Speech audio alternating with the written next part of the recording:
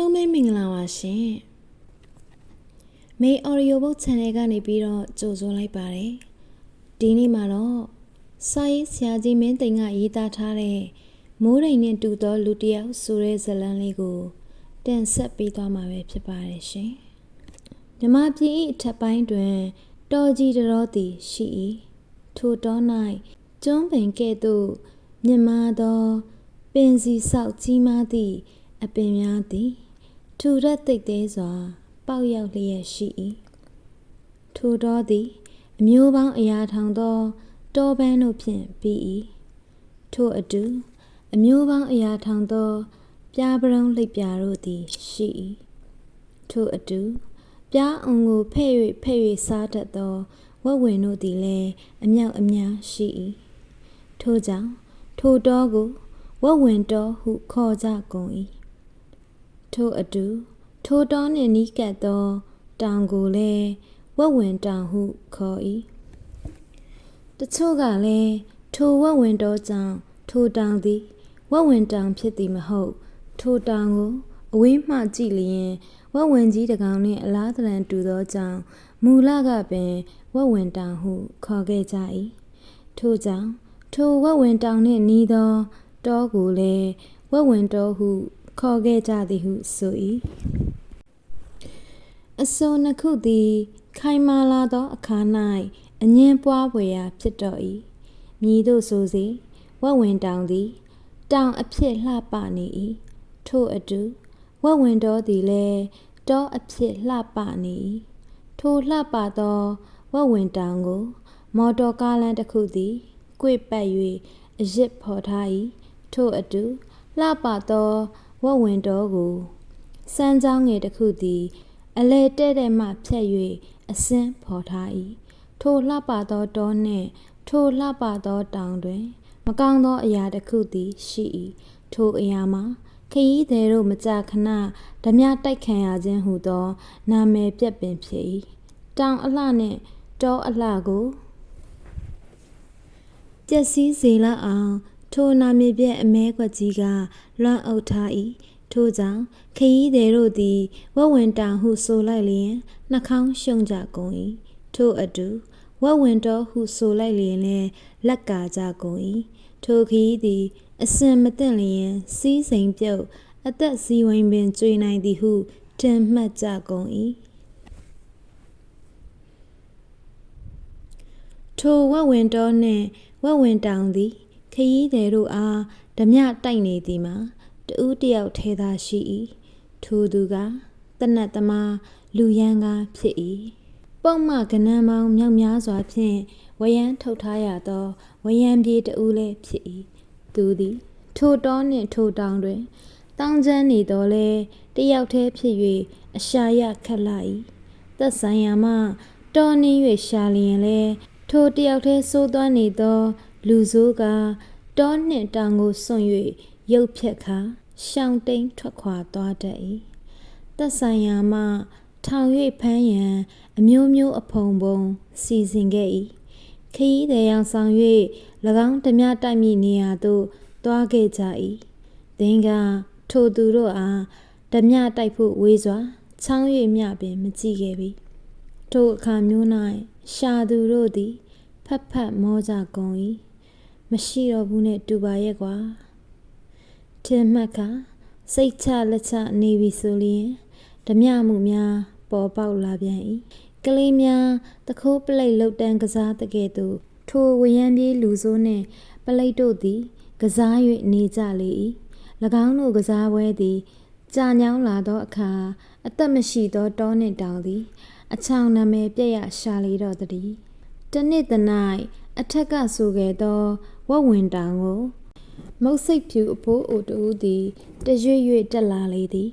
ထိုအဖိုးအိုမှာမြမပြည်ပေါက်တရုတ်ကဗျာတူဖြစ်၏သူသည်မြမစကားနှင့်မြမစာကိုကျွမ်းကျင်စွာတတ်၏မြမဓလေ့စရိုက်နှင့်စိတ်နေတဘာဝတို့ကိုချစ်မြတ်နိုး၏အသက်အရွယ်အိုမင်းမီဖြစ်သောကြောင့်၎င်း၏စံမုတ်စိတ်တို့သည်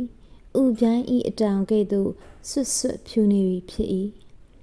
သူသည်လွယ်အိတ်ကြီးတစ်လုံးကိုလွယ်လျက်သူ၏အရက်ထက် များစွာမြင့်မားသောဝါတောင်ဝေးကြီးကိုတတောက်တောက်ထောက်လျက်တောင်ကိုကွေ့ပတ်ခါတက်လာခဲ့၏တောင်ထိပ်သို့ရောက်သောအခါတခြားတစ်ဖက်သို့တရွေ့ရွေ့ဆင်းသွားလေ၏ထိုသို့ဆင်း၍သွားရာတောင်ကြီးရှိ6ကမ်းမတစ်ခုသို့ရောက်လေ၏ထိုနေရာသို့အရောက်၌မိုးဆုံဆုံချုပ်၍သွားလေတော့၏တို့ရာတွင်မုတ်စိတ်ဖြူကြီးသည်ပူပင်ခြင်းမရှိပေ6ကမ်းမ၏ထိပ်တွင်ရှိသောညအိတ်ထမင်းဆိုင်ကလေးသို့ဝင်လိုက်၏သူသည်ထမင်းဆိုင်ရှင်အားကျုပ်ဒီမှာညစာလဲစားမယ်ညအိတ်လဲတဲခိုမယ်ဒီအတွက်လဲကြားတဲ့အဖိုးအခကိုပေးပါမယ်ဟုပြောလိုက်လေ၏ထိုအခါညအိတ်ထမင်းဆိုင်ရှင်သည်တဲခိုခွင့်ပေးလိုက်လေတော့၏မုတ်စိတ်ဖြူကြီးသည်ညစာထမင်းတပွဲမှာယူစားတော့၏ထိုသို့မှာယူစားတော့ပြီးနောက်၎င်းအတွက်ရရှိသောကင်ကော့ဂရင်လေးတွင်ထိုင်က၎င်း၏အိတ်အတွင်းမှလက်မခန့်ရှိသောပိတ်စာကလေးများကိုစိတ်ရှည်လက်ရှည်ချုပ်နေလေ၏၎င်းပိတ်စာကလေးများသည်အသေးကွေးတော်လဲအဖိုးကြီးသည်ပစစ်ကွက်တရံဖော်၍ဆက်ဆောင်တစ်ထဲချုပ်နေခြင်းဖြစ်၏ထိုအချိန်မှာပင်ရာဇဝတ်အုပ်တစ်ယောက်နှင့်ပလိတ်သား9ယောက်သည်ထိုဆိုင်သို့ရောက်ရှိလာလေ၏ထမင်းမှာယူစားတောက်ကြ၏ညအဖို့အိတ်ဆက်ရန်ကင်းကော့ကလေးများတောင်းယူကြ၏တို့ရာတွင်၎င်းတို့သည်ချမ်းအေးလွန်သောကြောင့်အိတ်ဆက်ခြင်းမပြုတ်နိုင်မဲမိဖို့ကြီးဘေးတွင်စုပ်ပြုံ၍ထိုင်နေကြလေ၏ထိုပလိတ်များရောက်ရှိလာပြီးနောက်လူငယ်တဦးရောက်ရှိလာလေ၏ထိုလူငယ်သည်ဘင်းညိုတစ်လုံးကိုလွယ်လျက်ပတ်တူလွယ်အိတ်တစ်လုံးကိုလက်မှဆွဲလျက်ဝင်လာခြင်းဖြစ်၏လူငယ်သည်လည်းထမင်းဆိုင်ရှင်ထံ၌ညအိတ်ခွန်တောင်းလေ၏ထို့နောက်လူငယ်သည်ထမင်းတပွဲမှာယူစားတော့လေ၏ထမင်းစားကာနီးတွင်လူငယ်သည်၎င်း၏ပတ်တူလွယ်အိတ်အတွင်းမှအရက်ပလင်းတစ်လုံးကိုထုတ်လိုက်လေ၏ထိုအရက်ပလင်းမှာအဖိုးတန်အရက်ပလင်းဖြစ်၏လူငယ်သည်ဖန်ခွက်တစ်လုံးကိုတောင်းယူပြီးနောက်ငှဲ့၍တောက်မြေပြုပြီးမှပလိတ်များကိုမြင်လျင်အော်မိတ်ဆွေတို့ရဲ့တောက်ကြပါအောင်ခမညာဟုပြောရာရာဇဝတ်အုပ်ကနေပါစေဟုပြောတော်လဲ၎င်းလူငယ်ကမူမိမိတောက်ရန်အတွက်ဖန်ခွက်ထဲတွင်လက်နှလုံးခန့်ငှဲ့ယူထားပြီးရက်ပလင်းကိုပလိတ်များ၏အလဲသို့ချပေးလိုက်လေ၏ထိုသို့ချပေးရင်တောက်ကြပါဗျာကျုပ်ကခမများတို့ကိုကျေးဇူးပြုတာပါကျုပ်တို့လိုကုံတဲ့အဖို့ခမများတို့ရှိတာသိပြီးကောင်းတာပဲတောင်ကြီးမှာကားပြတ်သွားလို့တချို့ကတောင်ပေါ်မတက်ဖဲတစုတဝေးတဲ့လာရလန်းအတိုင်းပြန်သွားကြတယ်ကျုပ်ကတော့တယောက်တည်းတောင်ပေါ်ဆွတ်တက်လာခဲ့တာနေလဲဝင်သွားရောဒီဆိုင်ကလေးတွေ့လို့တော်သေးတာပေါ့ဗျာဒါပေမဲ့စိတ်ကတော့တိတ်ပြီးမချဘူးဆိုင်ထဲကိုလမ်းကြည့်လိုက်တော့လဲဘာမှအားကိုးလို့မရမဲ့မုတ်စိတ်ဖြူအဖိုးကြီးတယောက်ပဲတွေ့ရတယ်ကျုပ်မှာအဲ့ဒီအထိတထိတ်ထိတ်ပဲနောက်ဆိုင်ထဲကိုဝင်လိုက်မှမိတ်ဆွေတို့တစုကိုမြင်လဲမြင်လိုက်ရောအားကိုရှိသွားတာပဲကျုပ်ဖြင့်ဒီဆိုင်ထဲမှာစိတ်ချလက်ချအိတ်ဝင်ပါပြီဗျာဟုပြောလိုက်လေ၏ထိုအခါရာဇဝတ်အုပ်က၎င်းဤတပည့်ပလိတ်သားတဦးကိုဖန်ခွက်ယူခိုင်းပြီးလူငယ်ဘက်သို့လှည့်ကကျုပ်တို့ရှိပါတယ်စိတ်ချလက်ချသာအိတ်ဆန်းမှာဒါပေမဲ့ဒီလိုနေရာမျိုးကိုတော့နေ့ဖြစ်ဖြစ်ညဖြစ်ဖြစ်တယောက်တည်းမလာလေးနဲ့ပြူဒီနေရာအကြောင်းကြားဘူးတယ်မလားဝရမ်းပြေးဓမြကြီးငဖီးဆိုတာအလွန်တောင်းကျမ်းတာကလားပစ္စည်းလဲယူတယ်လူလဲတတ်ချင်တတ်တယ်ကျုပ်တို့ကလည်းအထက်အမိတ်အရာငဖီးကိုတောင်းနှင်းရှာဖို့လာခဲ့ကြတာပဲဟုဆိုကလူငယ်ပေးသောအရက်ကိုမော့ချလိုက်လေ၏ဟုတ်ပါရဲ့ဗျာအဲ့ဒီနာမည်ကြီးကိုကြားဘူးပါရဲ့ဘယ်နဲ့ဟာကြီးမှန်းလည်းမသိပါဘူးဗျာသူ့နာမည်ကြီးကိုကြားလိုက်တာနဲ့ကျုပ်လဲမျက်စိထဲမှာငှက်ပြောသီးကြီးကိုတွားပြီးမြင်မိတယ်ဗျာငှက်ပြောသီးကိုရေးရင်ကျုပ်တို့ကတဖီးနှစ်ဖီးလို့ရေးတယ်မဟုတ်လားဟုလူငယ်ကပြောလိုက်လေ၏ထိုအခါပလိတ်များသည်လူငယ်၏စကားကိုသဘောကျလွန်းသောကြောင့်ဝါကနေရဲကြလေ၏ရာဇဝတ်အုပ်သည် အရက်တစ်ခွက်ကိုထပ်၍မော့ချလိုက်ပြီးလျင်ကြံအရက်များကိုသူဤတပည့်များဘက်သို့ပေးလိုက်လေ၏သူဤတပည့်များသည်အရက်ကိုမျှတ၍တောက်ကြလေ၏ရာဇဝတ်အုပ်သည်တရွေးကိုပြစ်ခနဲထွေးလိုက်ပြီးနောက်ကိုလူငဖီးကိုတွေ့ဘူးသလားဟုမေးလိုက်လေ၏ထိုအခါလူငယ်သည်တွေ့လဲမတွေ့ဘူးပါဘူးဗျာတွေ့လဲမတွေ့ကြပါဘူးခမညာဟုထိတ်ထိတ်ပြပြဖြင့်ပြန်၍ဖြေလေ၏ရာဇဝတ်အုပ်သည်၎င်း၏အိတ်အတွင်းမှ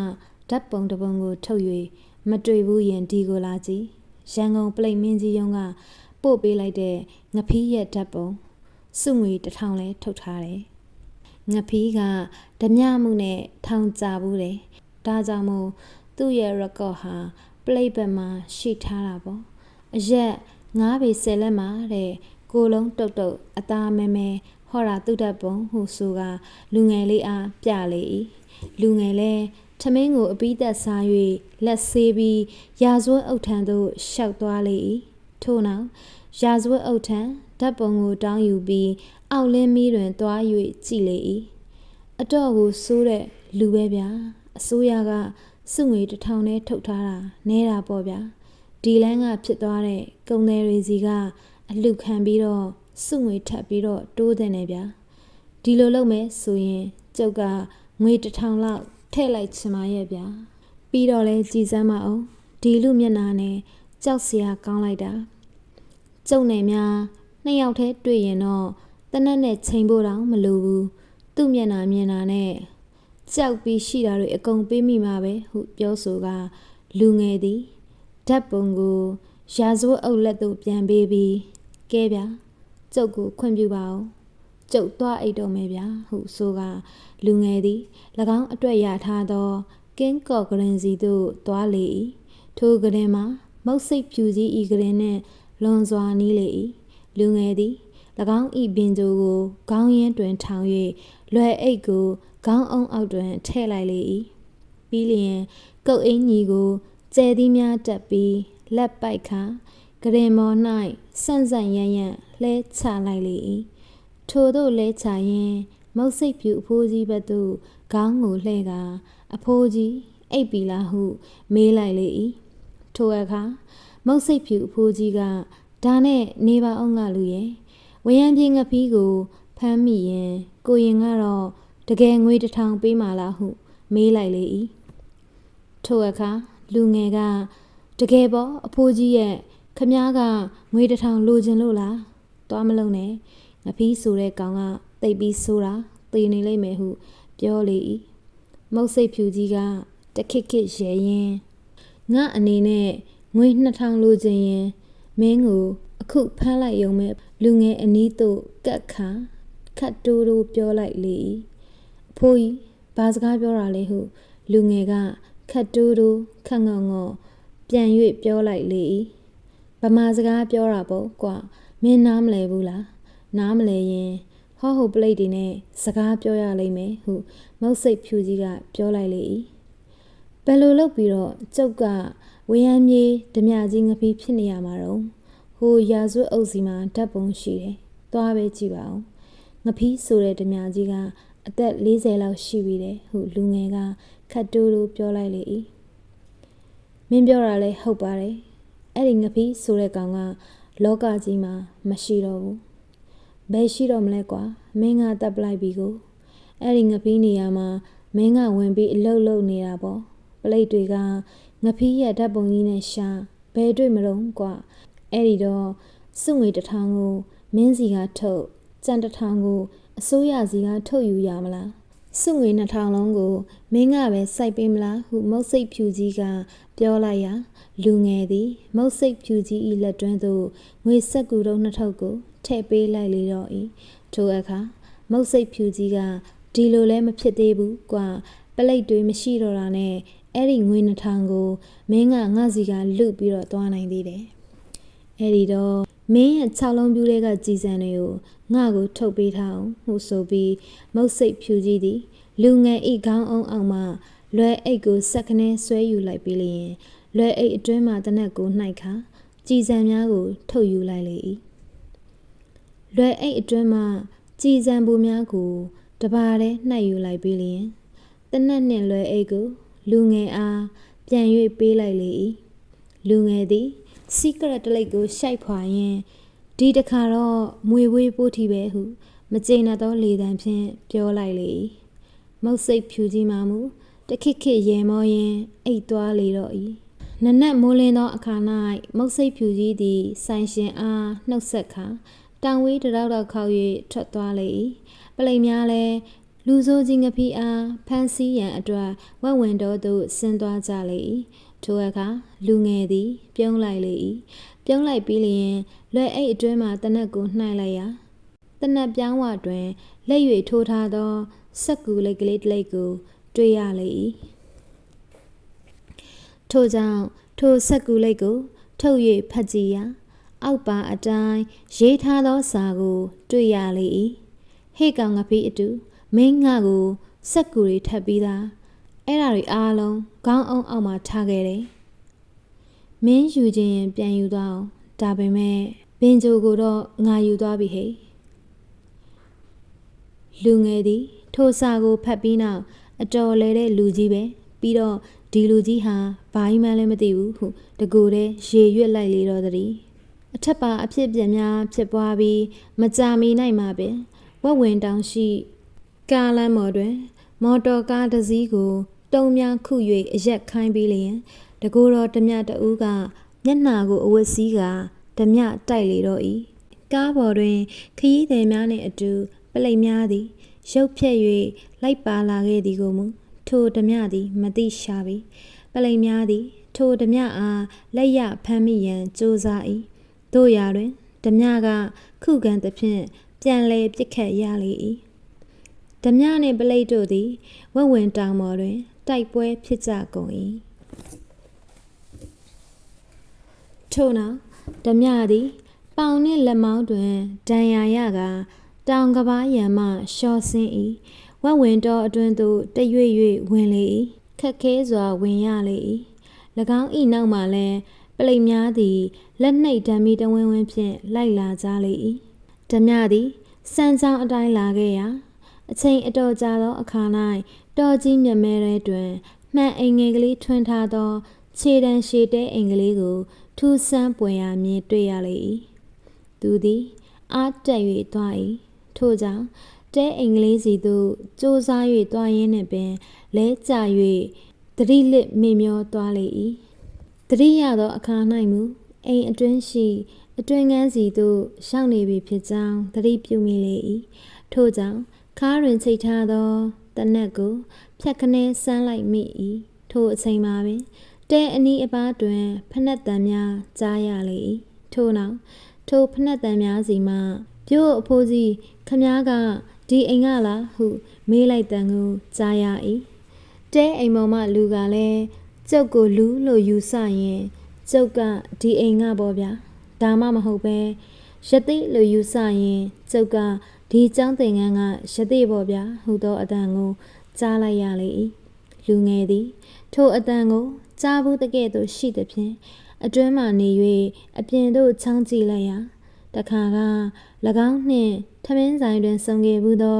မုတ်စိတ်ဖြူဖိုးကြီးဖြစ်ကြောင်းသိရလေတော့၏ထိုအခါအောက်မှလူများကဒီဘက်ကိုလူတစ်ယောက်ပြေးလာတာမမြင်ဘူးလားဟုမေးလေ၏လူငယ်သည်ထရံပေါက်မှနေ၍မုတ်စိတ်ဖြူကြီးစီသို့တနက်ဖြင့်တဲ့မှတ်စွာချိန်လိုက်လေ၏မုတ်စိတ်ဖြူကြီးကမူထိုသူများအား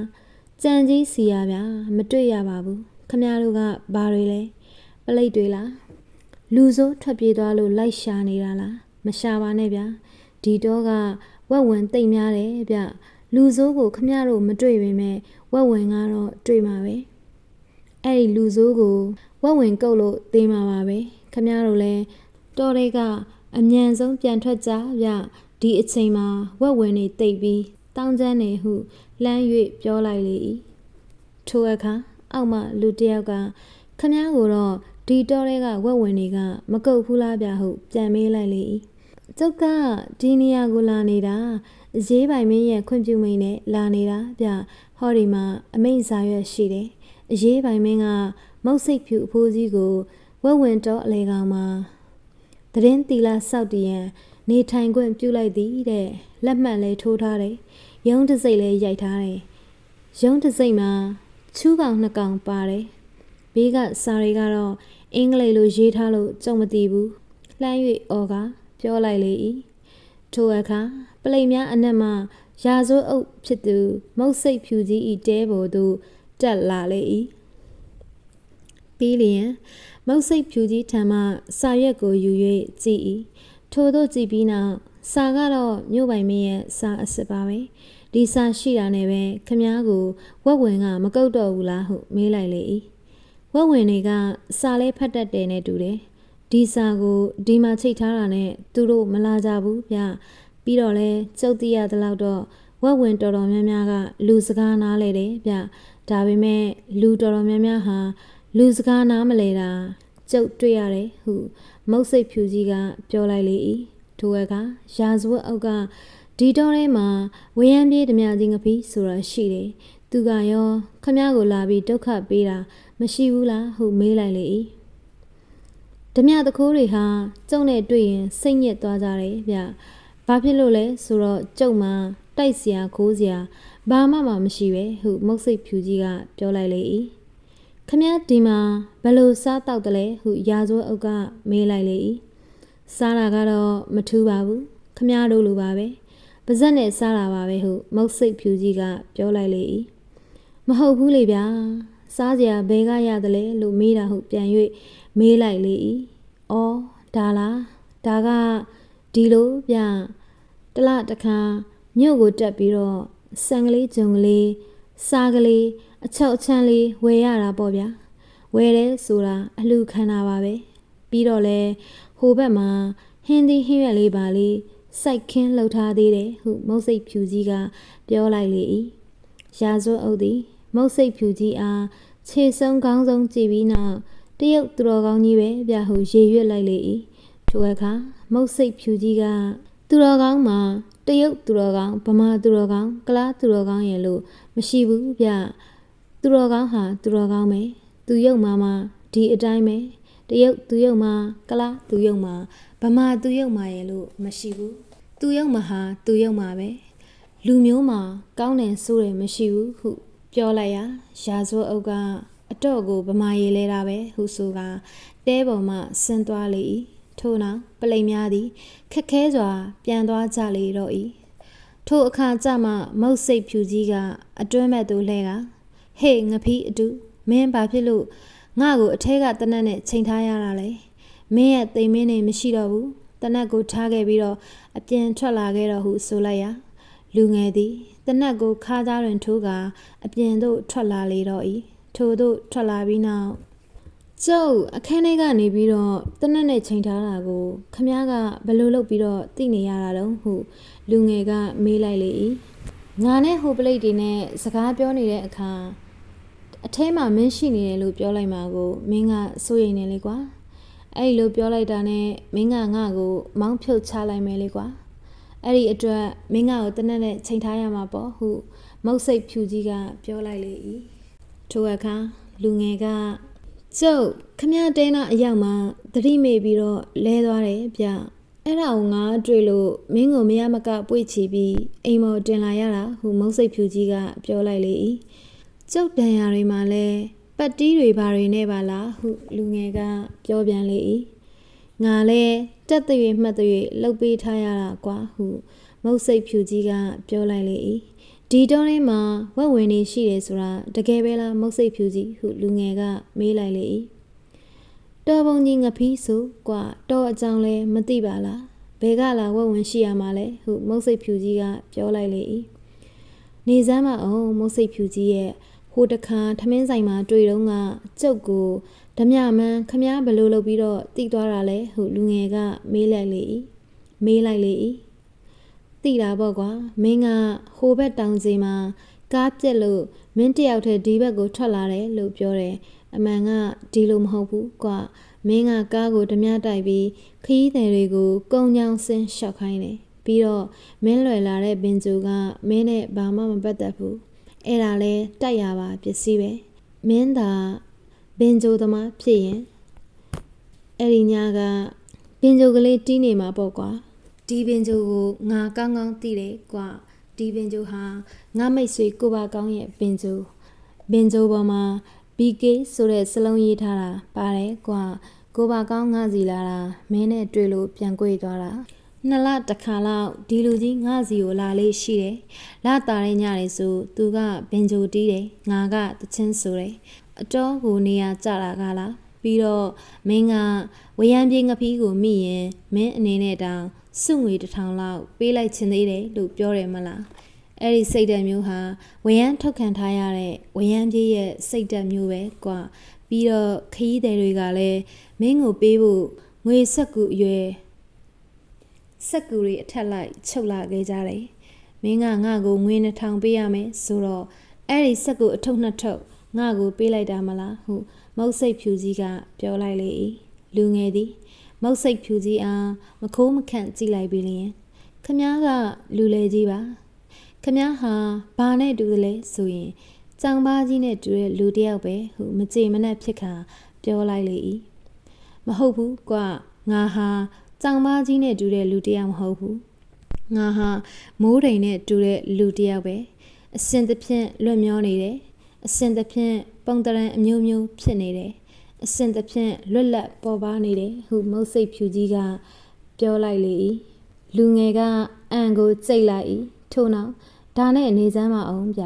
ဝရမ်းပြင်းငပီးကြီးကဘယ်ကိုရောက်သွားတာလဲကျုပ်တက်လိုက်တယ်လို့ခမပြောအောင်မလားဟုလူငယ်ကပြောလိုက်လေ၏ထိုအခါမုတ်စိတ်ဖြူကြီးကဟေ့ဓမြအစုပ်ပလို့စကားများမနေနဲ့ဟောဟိုမှာစံပြုတ်နဲ့ဝတ်သားကြောက်ရှိတယ်စားလိုက်အောင်ဟုပြောလိုက်လေ၏၎င်းကမူလွန်စွာသေးသောကြွေကြရကလေးအတွင်းမှရေနွေးချမ်းကိုငှဲ့၍တောက်လိုက်လေ၏လူငယ်လည်းစံပြုတ်နှင့်ဝတ်သားကြောက်ကင်ကိုထ၍စားလေ၏စားပြီးသောအခါ၌ဒီနေရာမှာကျုပ်အတွက်လုံခြုံမှုရှိပါတယ်နော်ဟုမေးလိုက်၏မကောင်းမှုကျူးလွန်တဲ့သူအတွက်ဘယ်နေရာမှမလုံခြုံဘူးကွဒါပေမဲ့လည်းစားတောက်ပြီးရင်စိတ်ချလက်ချအိပ်ပါပလိတ်တွေကတော့ထပ်ပြီးလာဖို့မရှိတော့ပါဘူးဟုမုတ်စိတ်ဖြူကြီးကပြောလိုက်လေ၏မုတ်စိတ်ဖြူကြီးဝရမ်းပြေးလူစိုးကြီးငပီးဘယ်လိုဖြစ်သွားတယ်ဆိုတာပြောစမ်းမအောင်ဟုမေးလိုက်လေ၏ထိုအခါမုတ်စိတ်ဖြူကြီးကဒီကိစ္စကိုမပြောချင်ဘူးကွယ်ဒါပေမဲ့မင်းကလည်း2ကြိမ်ရှိပြီမေးတော့ပြောရတာပေါ့ဒီလိုကွာဟိုတုန်းကတငယ်ချင်း3ယောက်ရှိတယ်ငါရဲ့ငပီးဆိုတဲ့ကောင်ရဲ့ဘာကောင်ဆိုတဲ့ပင်ဂျိုသမားရဲ့ပေါ့ကွာအဲ့ဒီငပီးဆိုတဲ့ကောင်ဟာလူကောင်းတစ်ယောက်ပဲမိန်းကလေးတစ်ယောက်ကိုချစ်မိရှားတယ်အဲ့ဒီမိန်းကလေးကြောင့်ပဲငပီးဟာပျက်စီးသွားရရှားတယ်မိန်းကလေးရဲ့မိဘတွေကငပီးနဲ့သူတို့သမီးကိုသဘောမတူဘူးအဲ့ဒီတော့ငပီးဟာချမ်းသာရချမ်းသာကြောင်းအလုပ်တွေအမျိုးမျိုးလုပ်တယ်ဒါပေမဲ့တရားသဖြင့်အလုပ်တွေပါကွယ်စကားဆက်မိလို့ပြောရအောင်မယ်အဲ့ဒီငပီးရောဘာကောင်းရောဟာငါ့ထက်အသက်အများကြီးငယ်ကြတယ်သူတို့ကတော့ငါ့ကိုဦးလေးသားချင်းလိုပေါင်းကြပါတယ်ငါကတော့သူတို့ကိုတငယ်ချင်းလိုပဲပေါင်းတယ်အဲ့ဒီငပီးဟာတရားသဖြင့်ရလို့ရှာဖွေလာတာလေးတွေကိုအနိုင်ကျင့်ပြီးအလုခံရတာကိုခုခံကာကွယ်ရင်းနဲ့မမျှော်လင့်မဲလူတက်မှုဖြစ်သွားတယ်အဲ့ဒီလူတက်မှုနဲ့ပဲထောင်ကျသွားရှာတယ်ထောင်ကလွတ်လာပြန်တော့လဲ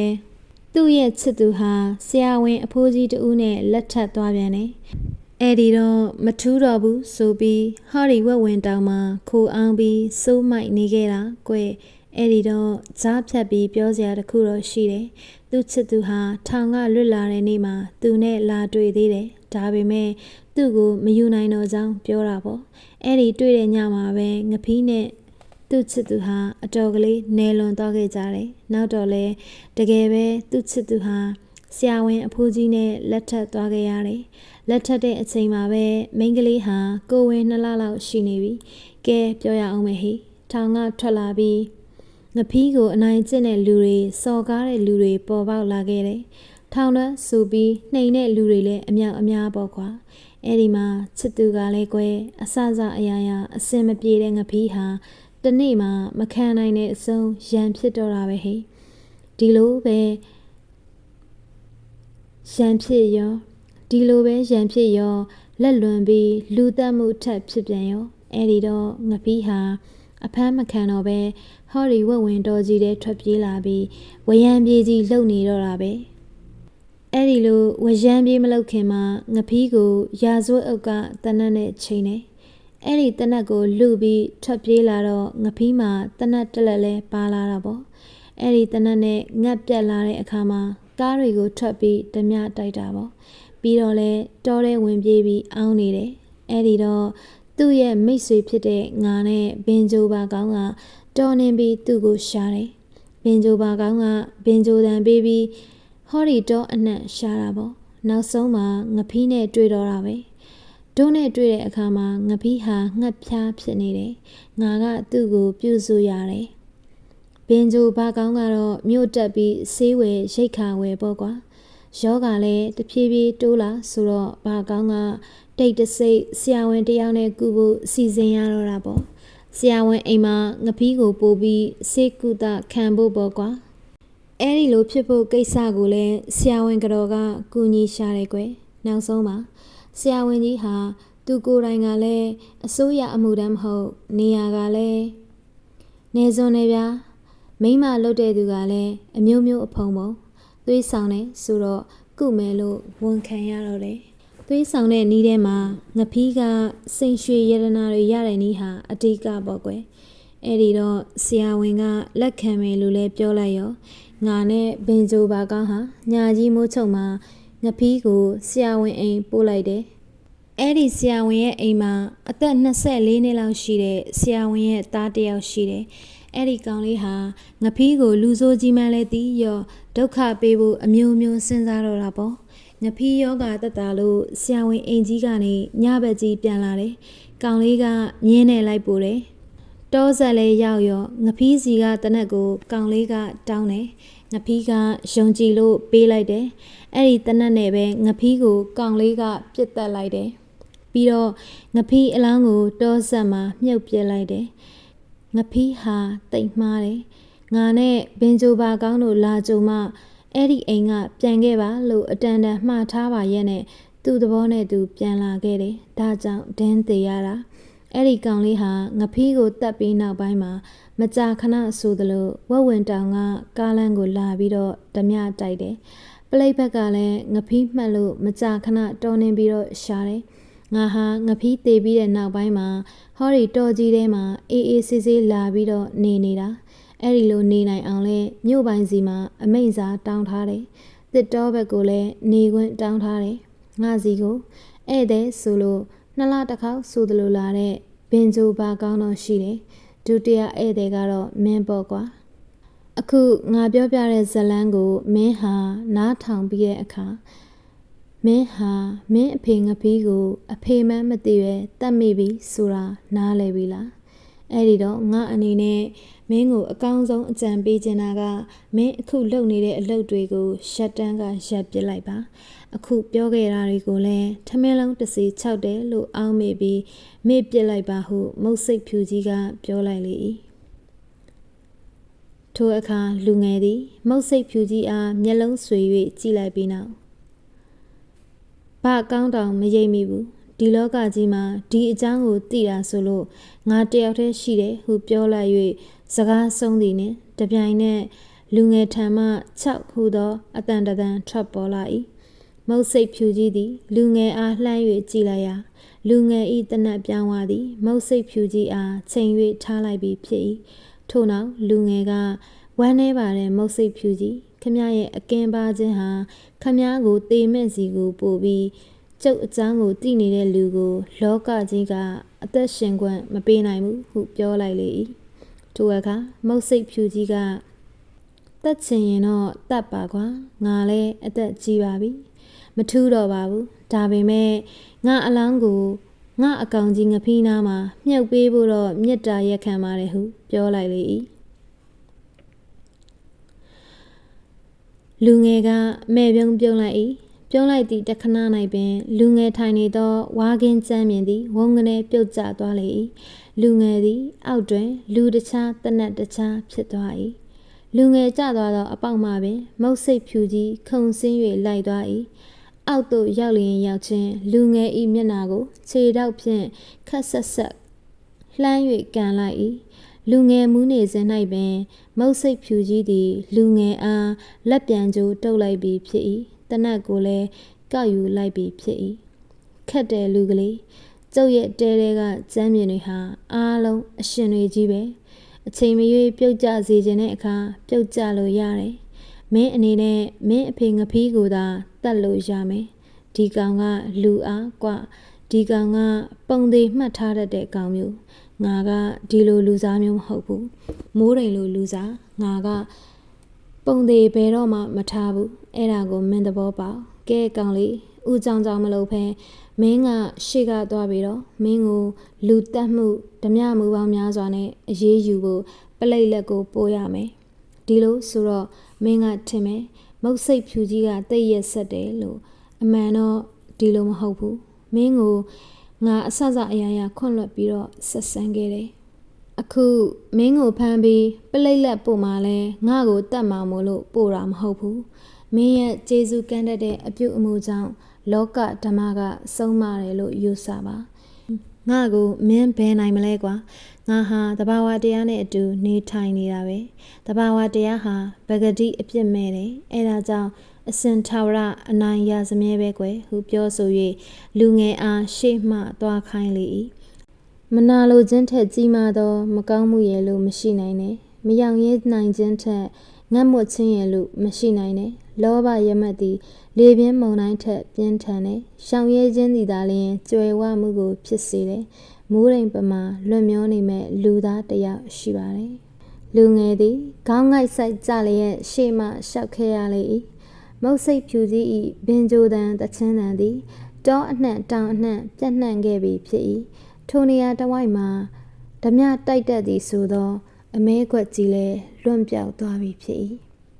တဘာဝတရားနှင့်တသားထဲနေသောသို့ဒီမဟုတ်မိုးရိမ်နှင့်တူသောလူတစ်ယောက်သည်ကျေးဇူးကမ်းသောတနတ်သမားလူရန်ကားကိုအနိုင်ရလိုက်လေသည်တကားဇလန်းလေးကတော့ဒီမှာပဲပြီးဆုံးသွားပါပြီရှင်အခုလိုနားဆင်အားပေးခဲ့ကြတဲ့အတွက်ပရိသတ်များအားလုံးကိုကျေးဇူးအထူးပဲတင်ရှိပါတယ်